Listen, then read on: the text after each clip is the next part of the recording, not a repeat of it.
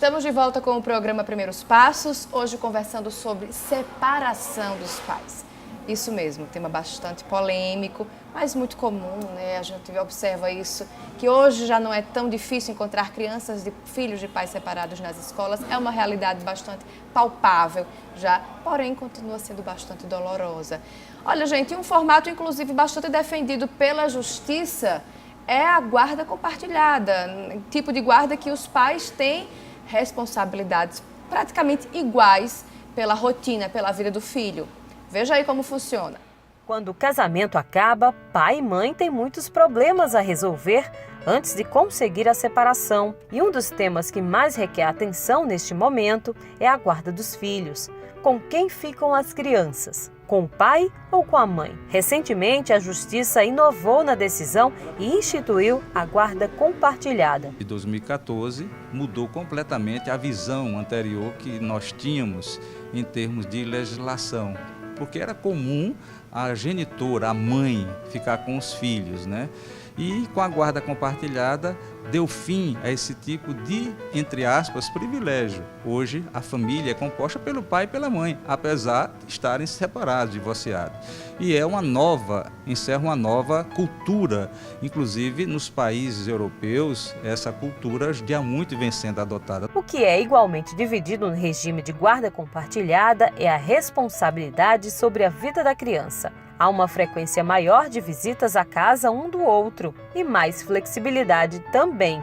Mas, em geral, a criança tem uma residência fixa. Mas e quando um dos dois descumpre o acordo? O juiz pode entender que aquela mãe ou aquele pai, por uma questão de problemas, quer seja de ordem moral, quer seja de ordem econômica, o juiz pode colocar a guarda somente para um dos cônjuges, né? Ou o pai ou a mãe, e aí o pai ou a mãe que não ficar com a guarda compartilhada, ela vai ter sim o direito de visita, entretanto não vai ter a guarda compartilhada. Segundo a lei, nada muda em relação à pensão alimentícia, mesmo com a guarda compartilhada.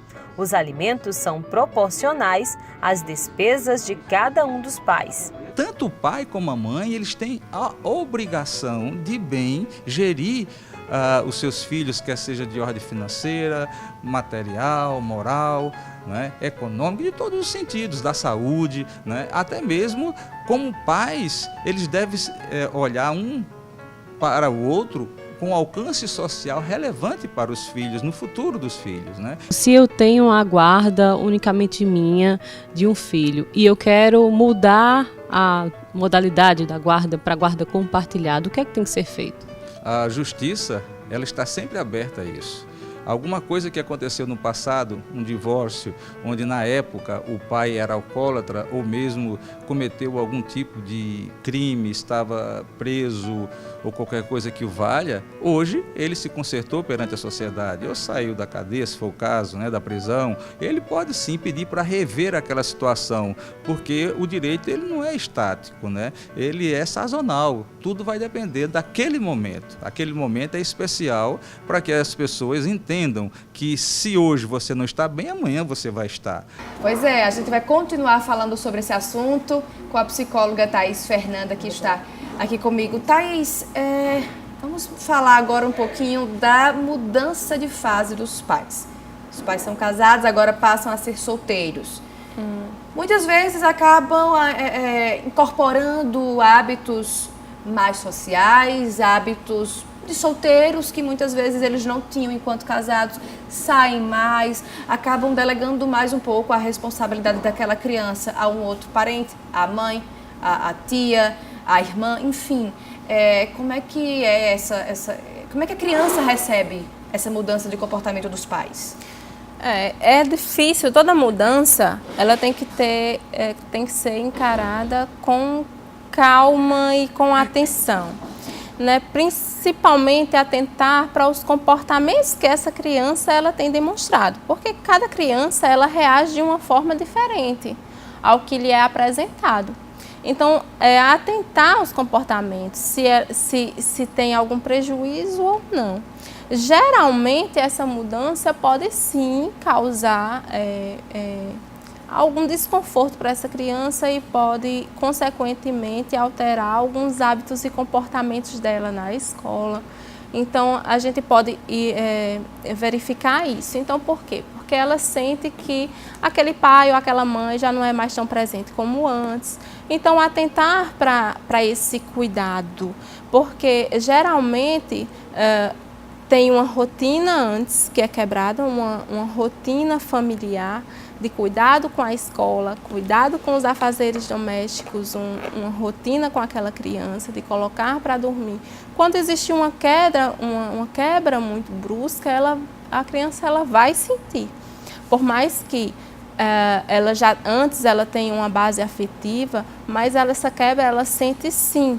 No entanto, mesmo que essa figura, ou o pai ou a mãe, ela consiga ter essas outras atividades sociais, mas ela não deixe de estar presente com o filho, de levar à escola ou de participar da escola, dos eventos de escola, de conversar com essa criança, porque criança precisa de conversa, criança precisa de brincadeira, porque é ali que se configura a confiança e o afeto na relação.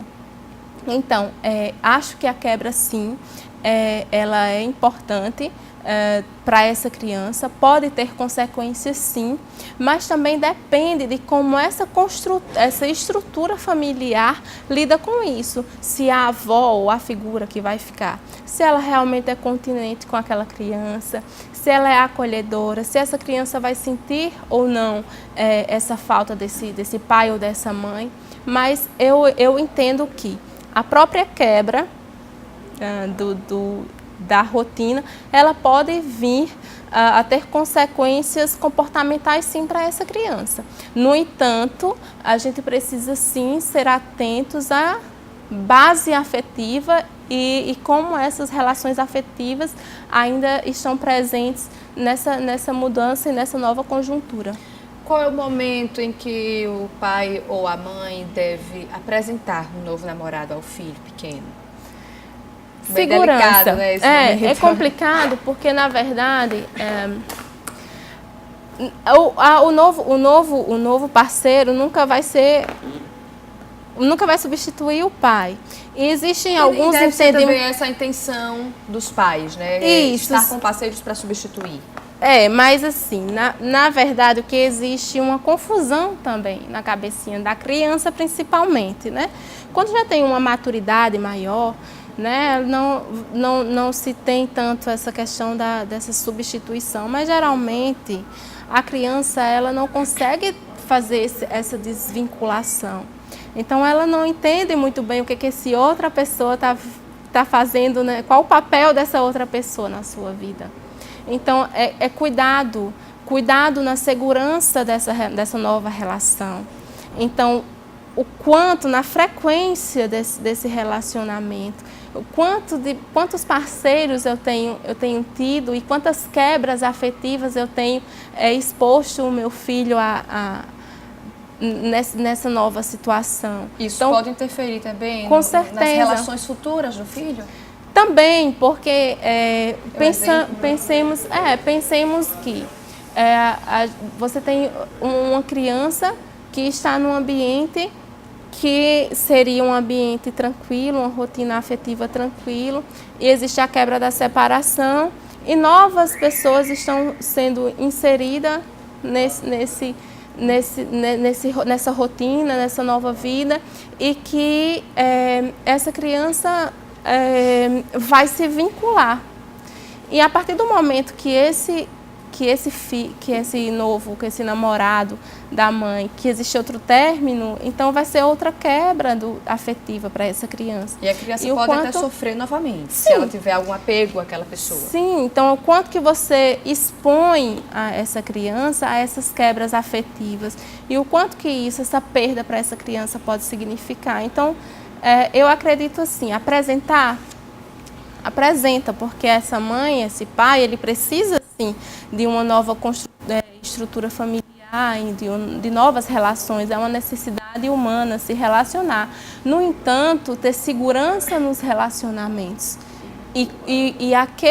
ao que eu vou expor o filho nessas relações, nessas novas relações. Thaís, a gente exibiu um VT mostrando o caso de guarda compartilhada, que é bastante praticado já hoje em dia, mas acho que muitos filhos ainda preferem, talvez até culturalmente, ficar com a mãe. Eu sei que isso está mudando, já tem filhos que já optam pelos pais para ficar preferencialmente com os pais quando a guarda não é compartilhada.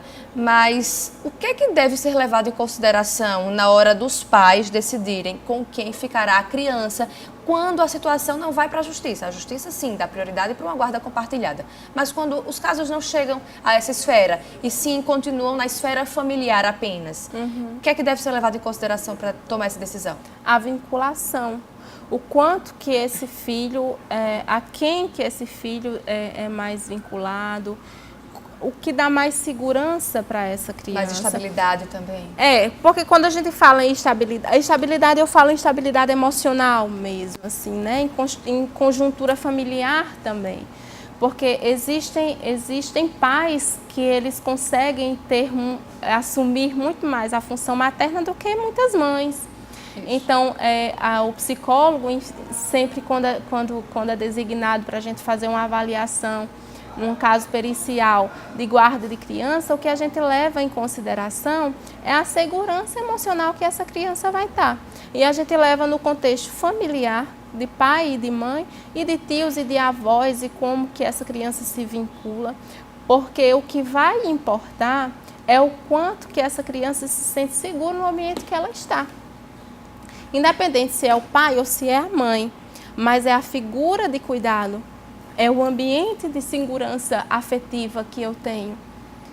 A opinião da criança já deve ser levada em consideração? Eu sempre acho que sim. Por mais que seja uma criança muito pequena, de 3 anos, de 2 anos, mas ela vai falar uma coisa, mas ela, em comportamentos, ela expressa o que ela acha. Então, a criança, ela sempre tem que ser ouvida. O que vai diferenciar é a forma de ouvir a criança. Então, quem vai ouvir precisa estar treinado na escuta. Porque um adolescente fala de uma forma, uma criança de 8 anos fala de outra forma e outra criança de 3 anos, de 2 anos, fala de uma forma diferenciada. Então, a criança sempre tem que ter ouvida. Tem que ser ouvida, porque criança tem sim vontade, né? A gente costuma dizer que criança não tem vontade, criança tem vontade e a vontade dela tem que ser sim ouvida e ela é muito importante. E, quanto possível, respeitada. Exatamente, tem que ser respeitada. No entanto, quem tem que treinar a escuta é quem vai fazer a sua oitiva, seja o profissional, seja o pai, seja o juiz. Então, quem tem que estar preparado é a pessoa que avalia. A gente observa, principalmente nos pré-adolescentes e adolescentes, que quando os pais são separados, existem ali 2 lares, que aquela criança, aquele adolescente fica transitando, ora está com um, ora está com o outro. Isso, logicamente, devidamente em regras estabelecidas entre as partes. Mas o que se observa às vezes é que chega um momento que o pré-adolescente ou o adolescente ele já começa a abusar um pouco do benefício de ter 2 casas. Brigou com a mãe, quer fugir por causa do pai, diz que vai morar com o pai. Brigou com o pai apertou as regras, quer voltar a ficar com a mãe. Isso não pode ser prática. O que precisa ter sempre é a comunicação, a certeza, a coerência de comunicação entre os pais. Porque algo muito importante que a gente vê nesse meio de separação é a alienação. Então, a gente tem que ter muito cuidado da comunicação entre esses pais, porque o filho, seja criança ou adolescente, ele pode utilizar de recursos de manipulação. Isso é muito comum. Isso é algo natural ao ser humano, né? Porque a gente quer ter benefícios, mas o que vai interferir diretamente no resultado dessa manipulação é a comunicação dos pais. Então, os pais, mesmo separados, eles são um casal no sentido de decisão. Então precisa sim alinhar essas informações, esse recebimento. Se eu fui para a casa do meu pai porque eu briguei com a minha mãe, como é que meu pai vai me receber lá? Então a comunicação dessa mãe com esse pai precisa ser, é muito importante, porque nesse acolhimento dele. Porque pode ser que quando ele chegar lá, ele pode fazer esse filho, pode fazer muitas outras coisas muito mais prazerosas do que na casa da mãe, por isso que ele quer estar lá. Então o pai, ele precisa sim se atentar, o pai ou a mãe, precisa se atentar sim com os limites, com as tentativas de manipulação que esse adolescente pode ter, a criança também, e alinhar a comunicação entre si. Thaís, agora voltando a falar um pouco das figuras paternas e maternas, os pais sofrem também diante de toda essa situação, de todo o processo. Eles carregam culpa quando deixam os filhos, quando saem de casa? É muito difícil lidar com a separação e os pais, para o adulto também é muito difícil, porque ele precisa lidar com a sua angústia e a angústia do filho. E a angústia do filho é muito mais dolorosa, né? Por isso gera culpa, porque quem está gerando aquele sentimento no meu filho sou eu. Então a culpa é muito natural, só que é preciso saber gerenciar essa angústia e essa culpa para que as ações até de limites também consigam ser postas, porque muitas vezes o que acontece são pais que não conseguem lidar com a culpa e acabam atropelando algumas decisões nos estabelecimentos de limites com os filhos, e isso fica muito confuso. Então é natural sentir culpa, mas precisa sim fazer esse gerenciamento dessa angústia para eu poder acolher a angústia do outro, do meu filho. Compensar a ausência é uma prática também comum. Compensar, principalmente em bens. Né? O que não é muito benéfico para o filho, não. Não, na verdade, bens, eles são consequências, né? O bem, ele nunca vem para repor ou para reparar nada, né? Assim, na verdade, é algo mais fácil do que a gente tem, do que chegar e pedir desculpas ou chegar e se fazer presente. Então, são formas mais fáceis que o adulto tem de compensar a criança, mas que não é uma prática positiva, porque também tem outras consequências para o desenvolvimento dessa criança. Pois é, de compensar a criança e também tentar diminuir muitas vezes a culpa.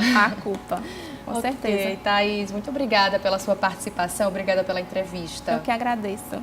Obrigada a você de casa pela sua companhia, espero que você tenha gostado. E não esqueça que semana que vem a gente se encontra no programa Primeiros Passos. Até lá!